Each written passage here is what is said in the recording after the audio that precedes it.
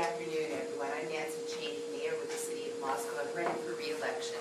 I want to thank ASUI and the Center for Volunteerism and Social Action for this forum. It's very important that students recognize that they are also residents of our community and have a responsibility, as you heard earlier, to be informed voters. So I applaud your initiative in doing that.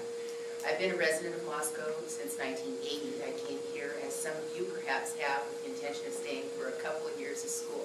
And here I am all these years later. Moscow grows on you. It's kind of a subtle beauty of this place, but it's the cultural vitality. And much of the reason for that is the existence of the University of Idaho and its very important role in our community.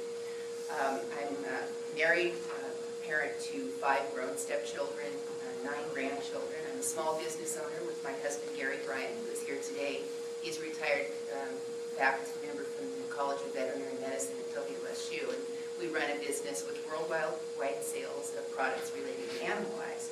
So kind of a niche market, but I do have a comprehension of small business activities in our community. My academic background is somewhat varied. My degrees are as a registered nurse, although I'm not practicing now. My licenses remain current in Idaho and Washington. I also have a bachelor's degree in psychology, and I earned my master's degree here at the University of Idaho in environmental science in 2002. So I was one of those non-traditional students, and it was such a rewarding experience to be here and to be so fully embraced by the younger students, the more traditional students on this campus. Learning, as you heard earlier from Nels, is a lifelong opportunity, and I hope we all continue to be receptive to new ideas and to consider enhancing those in community development. My involvement in local government is because we can make a real difference here. You can talk with one of your elected officials in the grocery store. You can come and meet any of us and get something on a committee and have it introduced to City Council and see the real results. Walter alluded to the Peterson Drive crosswalk, and I was the City Council liaison with the Transportation Commission when someone like you, an ASUI representative, came forward and said, oh yikes, this is dangerous. And I think we'd all thought about it, but it was a student who initiated that introduction. I invited him to the Transportation Commission, and it moved forward from there, although you can tell it's painstakingly slow when you have multiple levels of government involved. But this is poised to happen.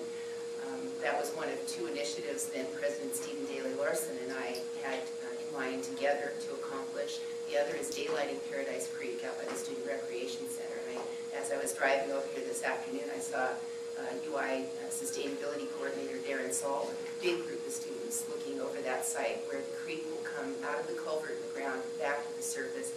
A multidisciplinary learning opportunity for students, and also enhancing water quality and the aesthetic attributes that will be an economic development tool for our community. So students are actively involved in these things matter.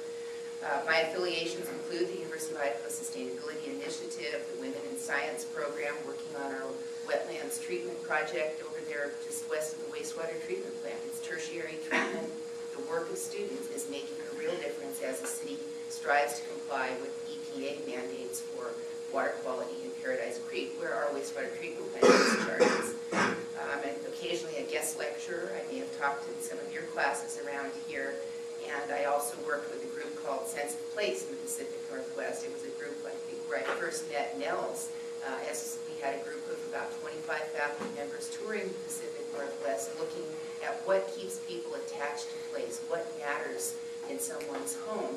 And we'd go to places like the Silver Valley thinking, why would anyone want to live in a Superfund site? And we learned about the cultural attributes, the historic connections, the family ties that kept people in those areas. So relationship building continues to be very important. I'm seeing my virtual shepherd's crook stand up back there. I just wanted to say in closing, I think the biggest issues pending before the city involve community development. What can this place look like? I'm very excited about the prospects for Legacy Crossing Urban Renewal District. That will be the physical connection between campus and downtown, and diversification, broadening of the economic base, development of an industrial park to implement ideas, many of which will come from this institution. I look forward to talking with you more as we continue our discussion today.